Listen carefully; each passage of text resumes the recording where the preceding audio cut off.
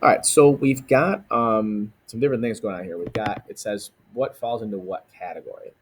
So I've got 9 functions. I'm going to screen clip the names of them from this right here with my numbers on there.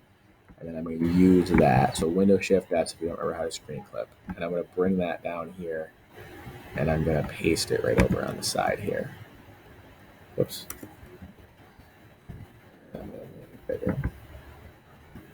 So that's what I'm going to use to put in here. So has an asymptote. So that's the line that it never crosses. So things that have an asymptote, if I kind of go through here, quadratic, absolute value. Rational has usually more than one asymptote. So I'm going to put a 4 in there. Polynomial doesn't have an asymptote. Radical doesn't really have an asymptote. Trigonometric, no asymptote. Logarithmic has an asymptote, and so does exponential. Okay, is curvy. So this is an interesting way to put this, but basically means it doesn't have straight lines. So a lot of these are curvy. So quadratic is curved, rational is curved, polynomial is curved, radical is curved, trigonometric is curved, and so is logarithmic, and so is exponential. Only one arrow. So the only one of these that has only one arrow is radical, the square root one, because that has a point where it stops at. Everything else continues on in both directions unless it's giving some sort of range. Lines are perfectly straight, obviously linear. All right, but then if you have to think about it, or you should think about it, absolute value has straight lines also. Everything else was curved. Symmetric. All right, this one it depends exactly what we're talking about symmetric. Quadratic is absolutely symmetric. All right, so that's definitely symmetric. Um, Scanning through in my head right now. Trigonometric is going to be symmetric because that kind of repeats itself over and over and over again. Radical is not symmetric.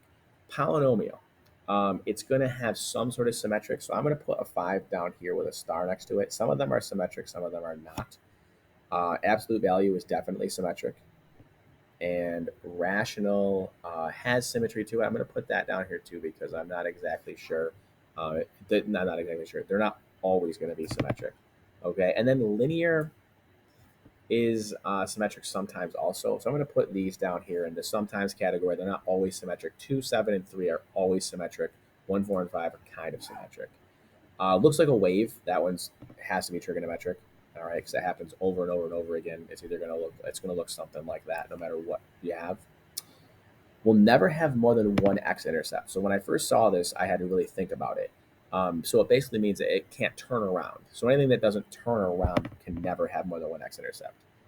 Linear, 100% for sure. Quadratic turns around, it could have 2. Absolute value turns around, it could have 2. Rational has 2 different pieces to it. So if you're not remembering, rational looks usually like this and like that. So that could absolutely have 2 x-intercepts depending on how you slide it up or down.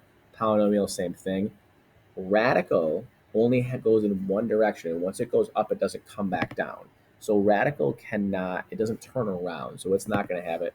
Trigonometric goes up and down. All right. Logarithmic doesn't turn around either. It just goes in one direction. So that's going to have only one x-intercept. If it has one, it doesn't have to have one.